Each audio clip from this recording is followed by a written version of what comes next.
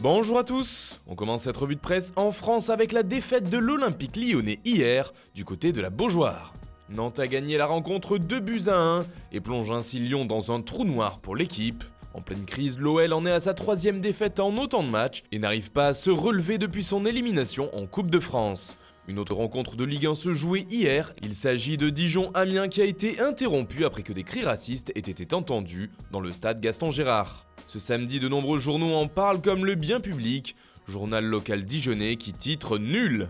Le match a été arrêté à la 78e minute après que Prince Guano, le capitaine amiénois, ait été la cible de cris de singe.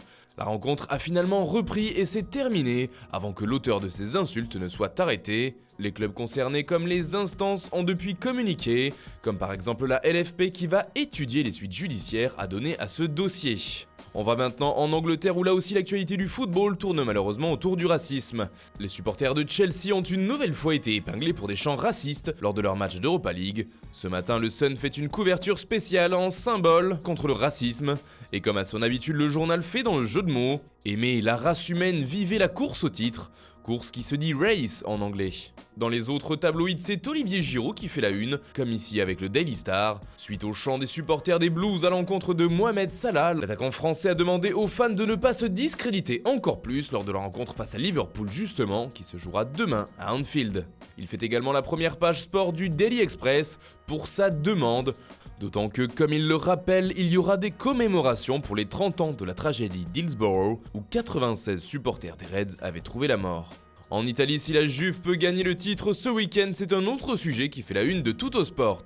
Il s'agit de la pépite du football portugais, João Félix. D'après les informations du journal italien, la Juventus se positionne sur ce jeune joueur qui a encore brillé cette semaine en Europa League avec un triplé à tout juste 19 ans. La Juve prépare un assaut sur le nouveau phénomène du Benfica, affirme Tuttosport.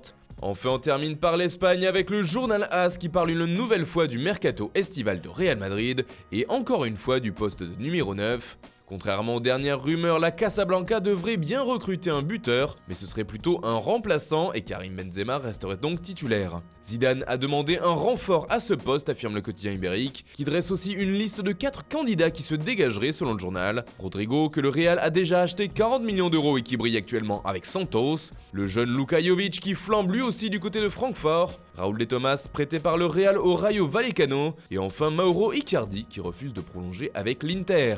Voilà, c'est tout pour ce matin, bonne journée à tous, on se retrouve très vite pour une nouvelle vidéo sur Foot Mercato.